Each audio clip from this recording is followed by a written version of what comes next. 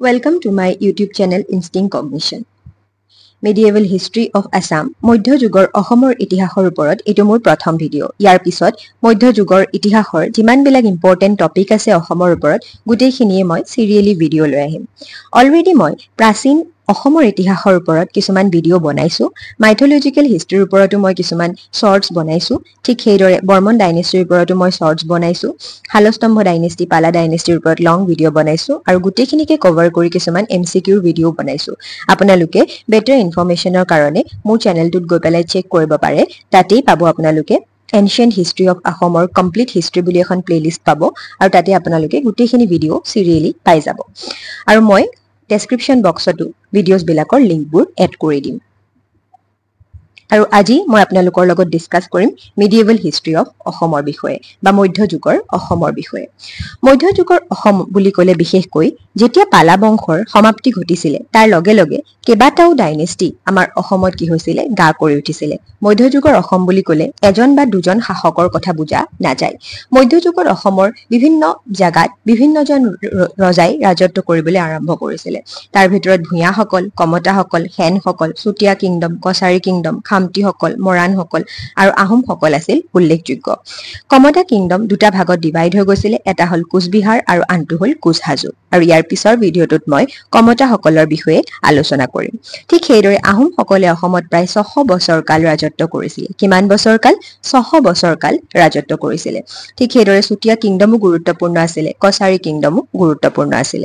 1826 চনত যেতিয়া ব্ৰিটিছৰ লগত ইয়াণ্ডাবু সন্ধি হয়, তাৰ পিছৰ পৰাই আমাৰ অসমৰ যি ইতিহাস সেই ইতিহাসক আধুনিক যুগৰ ইতিহাস বুলি কোৱা হয়। আৰু 1826 চনলৈকে যি ইতিহাস সেই ইতিহাসক বিশেষকৈ মধ্যযুগৰ ইতিহাস বুলি কোৱা হয়। আৰু এতিয়া আমি মধ্যযুগৰ ইতিহাসে গুটেইখিনি টপিক সিৰিয়ালি ডিসকাস কৰি যাম। মধ্যযুগৰ ডাইনেষ্টিজ বিলাকৰ বিষয়ে আলোচনা কৰাৰ আগতে বা বংশসমূহৰ বিষয়ে আলোচনা কৰাৰ আগতে আমি এটা বস্তু জানি ল'ব লাগিব আৰু এটা ইম্পৰ্টেন্ট টপিকৰ বিষয়ে আমি জানি ল'ব লাগিব। হেতুৱে হৈছে Muslim invasion of Assam. Muslim invasion of Assam বা অসমত মুছলমানসকলৰ আক্ৰমণ। বিশেষকৈ পালা বংশৰ য'ত সমাপ্তি ঘটে আৰু বিভিন্ন চুকে কোণে যেতিয়া নতুন নতুন ৰাজ্যবিলাক গা কৰি উঠে, সেইখিনি সময়তেই বেংগলৰ পৰা বিভিন্নজন ইনভেডাৰ বা বিভিন্নজন নবাবে আহি পেলাই, মুসলিম নবাবে আহি পেলাই আমাৰ অসমত এটেক কৰিবলৈ আৰম্ভ কৰে। আৰু এই এটেকবিলাক মধ্যযুগৰ আৰম্ভণিতেই হৈছিল বুলি ক'ব পাৰো, বা এই এটেকৰ সময়ৰ পৰাই আমাৰ অসমৰ যি ইতিহাস সেই ইতিহাসক আমি মধ্যযুগৰ ইতিহাস বুলি ক'ব পাৰো। সেয়েহে তাৰ বিষয়ে মধ্যযুগৰ ইতিহাসৰ বিষয়ে আলোচনা কৰিবলৈ যোৱাৰ আগতে আমি কেইটামান মুসলিম এটেক বা মুসলিম ইনভেজনৰ বিষয়ে আমি ভালদৰে জানি ল'ব লাগিব। আমাৰ অসমত বিভিন্ন সময়ত বিভিন্নজন মুসলিম শাসকে আহি পেলাই এটেক কৰিছিল, ইনভেজন কৰিছিল। আৰু সেই ইনভেজনৰ ভিতৰত প্ৰথমৰ 4টা যি ইনভেজন আছিল সেইকেইটা বহুত বেছি ইম্পৰ্টেন্ট হয়। আৰু আজি মই আপোনালোকৰ লগত প্ৰথম 4টা ইনভেজনৰ বিষয়ে ডিটেইলত ডিসকাস কৰিম। আৰু তাৰ পিছৰ যিবিলাক ইনভেজন হয়, যেতিয়া আমাৰ প্ৰত্যেকজন শাসকৰ বিষয়ে ইন্ডিভিজুৱেলি ডিসকাস কৰি যাম, যেতিয়া আমাৰ প্ৰত্যেকটো ডাইনেষ্টিৰ বিষয়ে ইন্ডিভিজুৱেলি ডিসকাস কৰি যাম, তেতিয়া মুসলিম ইনভেজনছ বিলাকো তাতে এড কৰি দিম আৰু তাৰ লগত কি হৈছিল, কেনেকৈ হৈছিল গোটেই ঘটনাবিলাক আপোনালোকৰ লগত ডিটেইলত ডিসকাস কৰিম। আৰু আজি মই মূলতঃ 4টা ইনভেজনৰ বিষয়ে টু দি পইণ্ট ডিসকাস কৰিম। এই লিষ্টখন আপোনালোকে দেখিছেনে? অকনমান হেজি যেন হৈ আছে, পিকচাৰ কোৱালিটিটো হাই কৰি চালে আপোনালোকে এটলিষ্ট ধৰিব পাৰিব। এটা চাওক, 1206 চনত আমাৰ অসমত কোনে এটেক কৰিবলৈ আহিছিল? বখতিয়াৰ খিলজী। আৰু অসমত এটেক কৰা প্ৰথমজন মুসলিম ইনভেডাৰ্ছ কোন আছিল? বখতিয়াৰ খিলজী। প্ৰথমজন মুসলিম ইনভেডাৰ্ছ কোন আছিল? বখতিয়াৰ খিলজী।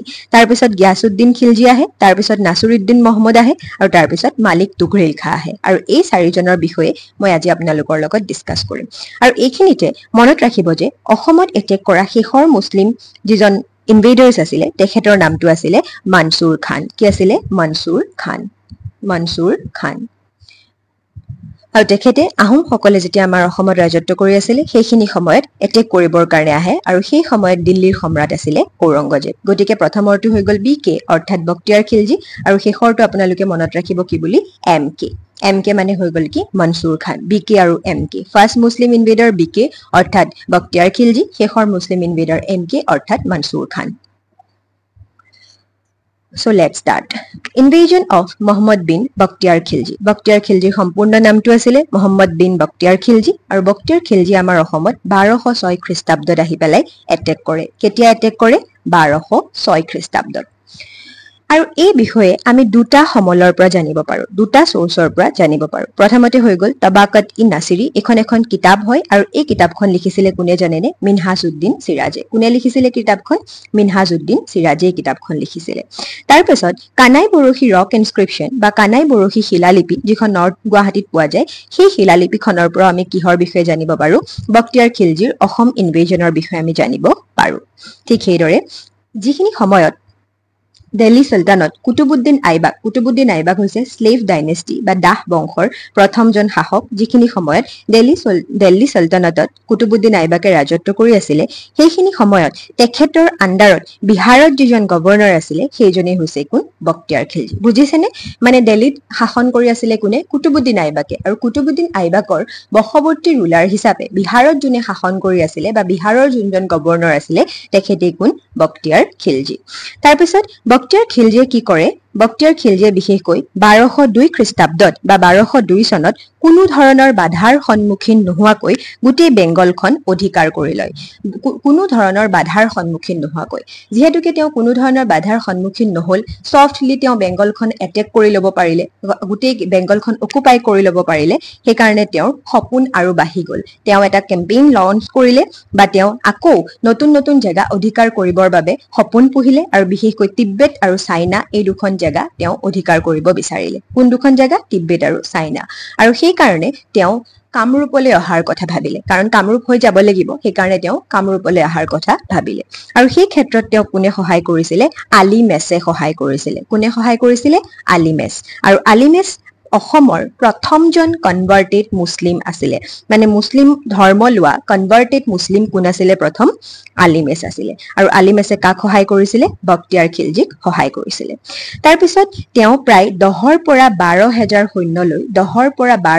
সৈন্যলৈ ক'ত প্ৰৱেশ কৰে? আমাৰ অসমত প্ৰৱেশ কৰে।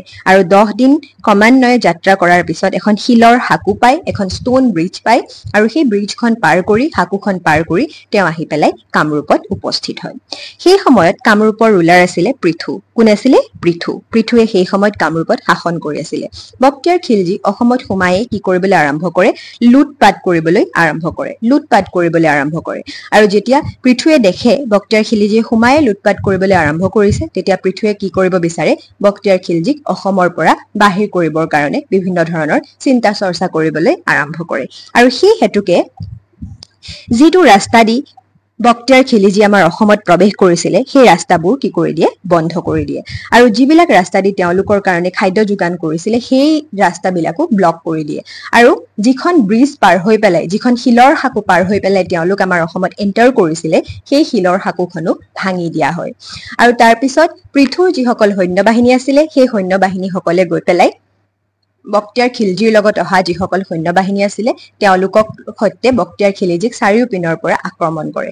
আৰু সেই আক্ৰমণৰ পৰা বাচিবৰ কাৰণে তেওঁৰ সৈন্যবাহিনীসকলে বক্তিয়াৰ খিলজীৰ সৈন্যবাহিনীসকলে নদীত জাপ দিয়ে, খিলজীয়েও নদীত জাপ দিয়ে, আৰু অৱশেষত সেই 10-12 হাজাৰ সৈন্যৰ পৰা মাত্ৰ 10-12 জন মান মানুহে পলাই পেলাই নিজৰ ৰাজ্য পাবলৈ সক্ষম হয়। যদিও বক্তিয়াৰ খিলজীয়ে নদী পাৰ হৈ পেলাই নিজৰ ৰাজ্য পাইগৈ, কিন্তু তেওঁ আৰু বেছিদিন জীয়াই নাথাকে। তেখেতৰ কি হয়? তেখেতৰ মৃত্যু হয়। গতিকে এইটোৱে হৈ গল প্ৰথমটো মুছলিম ইনভেজন অসমৰ। কিন্তু এইখিনিতে এটা কথা মনত ৰাখিব, যিজন বক্তিয়াৰ খিলজী আমাৰ অসমলৈ আহিছিলে, সেই বক্তিয়াৰ খিলজী এই অসমলৈ অহাৰ আগতে হিন্দু বুদ্ধিষ্ট ইউনিভাৰ্চিটি এট উদান্তপুৰীখন ধ্বংস কৰিছিলে, বিক্ৰমশিলা ইউনিভাৰ্চিটি ধ্বংস কৰিছিলে, আৰু নালন্দা ইউনিভাৰ্চিটিও ধ্বংস কৰিছিলে। আৰু তেখেতেই যেতিয়া আমাৰ অসমলৈ আহিলে, তেখেতৰ অৱস্থা কি হৈ গল? বেয়া হৈ গল। অৱশেষত তেখেতৰ মৃত্যু হ'ল। গতিকে কোনকেইখন ইউনিভাৰ্চিটি ধ্বংস কৰিছিলে? Odantapuri university, Vikramshila university, Nalanda university. আৰু তেখেত কাৰ ওচৰত পৰাজয় বৰণ কৰিবলগীয়া হয়? পৃথুৰ ওচৰত পৰাজয় বৰণ কৰিবলগীয়া হয়। পৃথু ক'ৰ ৰজা আছিলে? কামৰূপৰ ৰজা আছিলে। গতিকে এইটো হৈ গল first Muslim invasion of Assam. এতিয়া আমি আলোচনা কৰিম দ্বিতীয়টো মুছলিম ইনভেজনৰ বিষয়ে। দ্বিতীয়টো মুছলিম ইনভেজন কোনে কৰিছিলে? গিয়াছুদ্দিন ইৱাজ খিলজী। কোনে কৰিছিলে? গিয়াছুদ্দিন ইৱাজ খিলজী। কেতিয়া কৰিছিলে? 1227 খ্ৰীষ্টাব্দত। প্ৰথমটো কেতিয়া কৰিছিলে? 1206 খ্ৰীষ্টাব্দত। আৰু ছেকেণ্ডটো কেতিয়া কৰিছিলে? 1227 খ্ৰীষ্টাব্দত। গিয়াছুদ্দিন ইৱাজ খিলজীৰ যিটো মুছলিম ইনভেজন আছিলে, সেইটোক আমি ছেকেণ্ড মুছলিম ইনভেজন বুলি ক'ব পাৰো। সেইখিনি সময়ত দিল্লীক যেনেকৈ আমি পাইছিলো যেতিয়া বক্তিয়াৰ খিলিজীয়ে অসম আক্ৰমণ কৰিছিল সেইখিনি সময়ত দিল্লীত কুতুবুদ্দিন নাইবাকে ৰুল কৰি আছিল ঠিক সেইদৰে গিয়াছুদ্দিন ইয়াজ খিলিজীৰ সময়ত দিল্লীৰ সম্ৰাট কোন আছিল ইলতুৎমিছ আৰু ইলতুৎমিছৰ আণ্ডাৰৰ গভৰ্ণৰ আছিল বেংগলৰ গভৰ্ণৰ আছিল কোন গিয়াছুদ্দিন ইয়াজ খিলজী আৰু গিয়াছুদ্দিন ইয়াজ খিলজীয়ে কামৰূপত আহি পেলাই 1227 খ্ৰীষ্টাব্দত এটেক কৰে কেতিয়া এটেক কৰে 1227 খ্ৰীষ্টাব্দত গষ্টল ইনস্ক্ৰিপশ্যনত মেনশন আছে যে গিয়াছুদ্দিন ইয়াজ খিলজী আহি পেলাই কোনখিনি পাইছিলেহি নগাঁওলৈকে পাই গৈছিলেহি কিন্তু সেইখিনি সময়তে তেওঁ এটা খবৰ পায় যে বেংগলত নাছিৰুদ্দিন নামৰ এজন শাসকে আহি পেলাই কি কৰিছে এটেক কৰিছে আৰু তেতিয়া তেওঁ অসম এৰি বেংগললৈ যাবলৈ তৎ নাইকিয়া হয় আৰু সেইখিনি সময়ত বংগ পোৱাটো ইমান বেছি সহজ নাছিল সেয়েহে বহু বেছি বাধা পালেও তেওঁ অৱশেষত গৈ পেলাই বেংগলত উপস্থিত হৈছিল কিন্তু বেংগলত উপস্থিত হলেও নাছিৰুদ্দিনৰ ওচৰত তেওঁ হাৰি গৈছিল আৰু অৱশেষত নাছিৰুদ্দিনে গিয়াছুদ্দিন ইয়াজ খিলজীক হত্যা কৰিছিল হল আৰু যেতিয়া গিয়াছুদ্দিন ইয়াজ খিলজী আমাৰ অসমলৈ আহিছিল সেইখিনি সময়ত কামৰূপৰ ৰুলাৰ কোন আছিল কামৰূপৰ ৰুলাৰ আছিল পৃথু সেইখিনি সময়ত কামৰূপৰ ৰুলাৰ আছিল পৃথু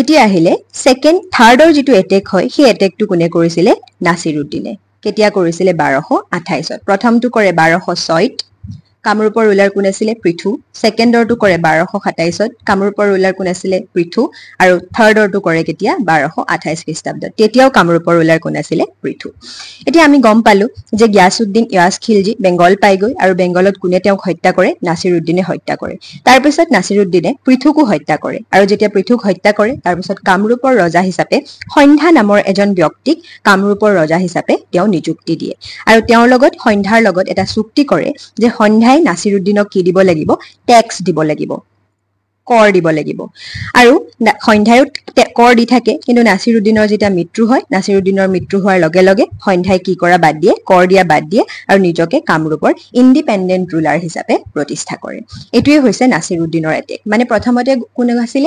বক্তিয়াৰ খিলজীৰ পিছত গিয়াছুদ্দিন ইয়াজ খিলজী আৰু গিয়াছুদ্দিন ইয়াজ খিলজী কোনে হত্যা কৰে নাছিৰুদ্দিনে হত্যা কৰে তাৰ পিছত নাছিৰুদ্দিন অসমলৈ আহি পৃথুক হত্যা কৰে আৰু পৃথুক হত্যা কৰি তেওঁ গোটেই কামৰূপখন অধিকাৰ কৰি কামৰূপত এজন ৰজাক নিযুক্তি দিয়ে আৰু সেই ৰজাজনৰ নামে আছিল সন্ধ্যা আৰু সন্ধ্যাৰ লগত এটা চুক্তি কৰে যে আপুনি কামৰূপত শাসন কৰিব পাৰিব কিন্তু আপুনি মোক কি দিব লাগিব কৰ দিব লাগিব ট্যাক্স দিব লাগিব আৰু সন্ধ্যাই ট্যাক্স দিয়ে কিন্তু যেতিয়া নাছিৰুদ্দিনৰ মৃত্যু হয় তাৰ লগে লগে সন্ধ্যাই নিজকে কামৰূপৰ স্বাধীন শাসক হিচাপে ইন্ডিপেন্ডেন্ট ৰুলাৰ হিচাপে নিজকে ঘোষণা কৰে আৰু তাৰ লগে লগে ট্যাক্স দিয়াও তেওঁ কি কৰে বন্ধ কৰি দিয়ে তাৰ পিছত আহিলে তুগৰিল খানৰ বিষয়ে জনাৰ আগতে আমি সন্ধ্যাৰ বিষয়ে অকনমান চাইলো সন্ধ্যাই কি কৰে যেতিয়া তেওঁ নিজকে ইন্ডিপেন্ডেন্ট ৰুলাৰ হিচাপে প্ৰতিষ্ঠা কৰে তাৰ পিছত গৌৰ বিশেষকৈ সেইখিনি সময়ত বেংগলৰ এটুকুৰ এৰিয়া গৌৰ বুলি কোৱা হৈছিল গৌৰৰ অলপমান অঞ্চল তেওঁ অধিকাৰ কৰি লয় কোনে সন্ধ্যাই আৰু এটা টাইটেল লয় টাইটেলটোৰ নাম আছিল কি গৌৰেশ্বৰ টাইটেল লোৱাৰ পাছত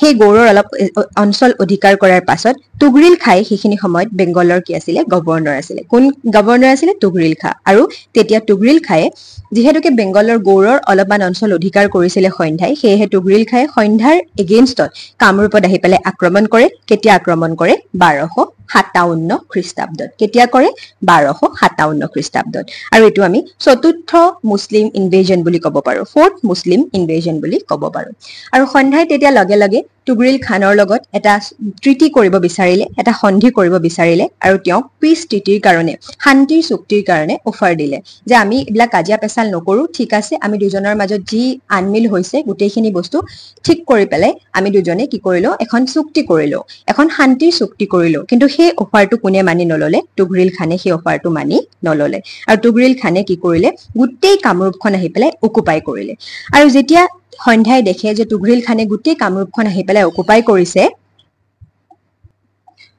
কৰিছে তাৰ লগে লগে তেওঁ কি কৰে কামৰূপৰ ওচৰত যিমান বিলাক নদী বান্ধ আছিল গোটেই নদী বান্ধ বিলাক ভাঙি দিয়ে আৰু ভাঙি দিয়াৰ লগে লগে এটা আৰ্টিফিশিয়াল ফ্লাড হয় এটা কৃত্ৰিম বানপানী হয় কামৰূপত আৰু তাৰ লগে লগে তুগৰিল খানে ভয় খাই যায় কাৰণ তেওঁ জীৱনতো তেনেকুৱা পৰিস্থিতি দেখা নাছিল যেতিয়াই দেখে চাৰিওপিনে পানী তেতিয়া তুগৰিল খানে ভয় খায় আৰু ভয় খাই পেলাই তুগৰিল খানে কামৰূপৰ পৰা পলাই যাবলৈ বিচাৰে আৰু সেইখিনি সময়তে সন্ধ্যাই তুগৰিল খানক খেদি যায় আৰু অৱশেষত সন্ধ্যাৰ লগত তুগৰিল খানৰ যুদ্ধ হয় আৰু সেই যুদ্ধত সন্ধ্যাই তুগৰিল খানক হত্যা কৰে আৰু এনেকৈ তুগৰিল খানৰ যি অসম ইনভেজন বা তুগৰিল খানৰ যি আক্ৰমণ সেই আক্ৰমণ প্ৰতিহত কৰিবলৈ কোন সাকসেসফুল হয় সন্ধ্যা সাকসেসফুল হয় আৰু তাৰ পিছত সন্ধ্যাই তেওঁৰ যিখন ক্যাপিটেল আছিল সেই ক্যাপিটেলখন কামৰূপ নগৰৰ পৰা শিফট কৰে কলৈ শিফট কৰে কমতাপুৰলৈ শিফট কৰে আৰু তেওঁ দুটা টাইটেল লয় এটা হৈছে কমতেশ্বৰা আৰু এটা হৈছে কামেশ্বৰা দুটা টাইটেল লয় কিয় লয় কাৰণ কি তেওঁ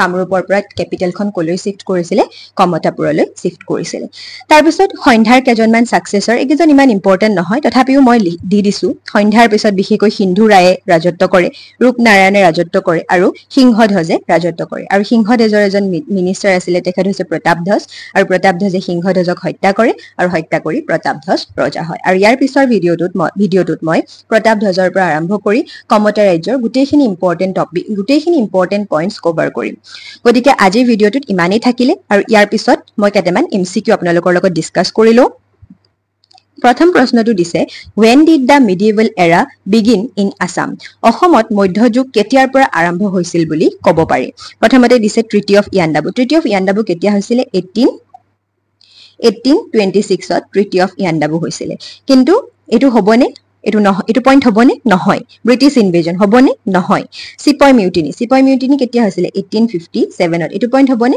নহয় গতিকে শুদ্ধ উত্তৰটো কি হ'ব attacks from the Bengal Sultanate পৰা যেতিয়া লাহে লাহে আমাৰ অসমত এটেক কৰে সেইখিনি সময়ৰ পৰা আমি কিহৰ বিগিনিং বুলি ক'ব পাৰো মিডিয়েভেল এৰাৰ বিগিনিং বুলি ক'ব পাৰো গতিকে option number C attack from the Bengal Sultanate এটা দিছে 2 নম্বৰ কোৱেশ্চনটো who was the first muslim invader in Assam Ali Mardan Khilji নহয় ইয়াছ শাহ নহয় আলাউদ্দিন খিলজি নহয় শুদ্ধ উত্তৰটো কি হ'ব বখতিয়াৰ খিলজি গতিকে শুদ্ধ উত্তৰটো কি হ'ব option D Bakhtiyar Khilji question number 3 who was the king of Kamrupa during the invasion of Mahmud Shah অৰ্থাৎ নাছিৰুদ্দিন মেহমুদ শাহে যেতিয়া অসমত আটাক কৰিছিল তেতিয়া অসমৰ ৰজা কোন আছিল Prithu Indranarayan Nilambar none of this ইয়াৰ শুদ্ধ উত্তৰটো কি হ'ব পৃথু মনত ৰাখিব অসমৰ প্ৰথম তিনটা এটেক কি আছিল 1206 চন 1227 চন আৰু 1228 চন এই তিনটা এটেকৰ সময়তে অসমত ৰাজত্ব কোনে কৰি আছিল পৃথুৱে আৰু তুগৰিল খানে যেতিয়া অসমত এটেক কৰিছিল তেতিয়া সেই ৰজাজনৰ নাম কি আছিল সন্ধ্যা আৰু সন্ধ্যাক কোনে ৰজা হিচাপে নিযুক্তি দিয়ে নাছিৰুদ্দিন মেহমুদ শাহ গতিকে আজিৰ কাৰণে ইমানখিনিয়ে থাকিলে আৰু ইয়াৰ পিছৰ ভিডিঅ'টোত মই কমতা বংশৰ বিষয়ে ডিটেইলত আপোনালোকৰ লগত ডিসকাস কৰিম যদি ভিডিঅ'টো চাই ভাল পালে তেতিয়া হলে লাইক কৰি দিব শেয়াৰ কৰি দিব কমেন্ট কৰি দিব আৰু সাবস্ক্ৰাইব কৰি দিব থ্যাংক ইউ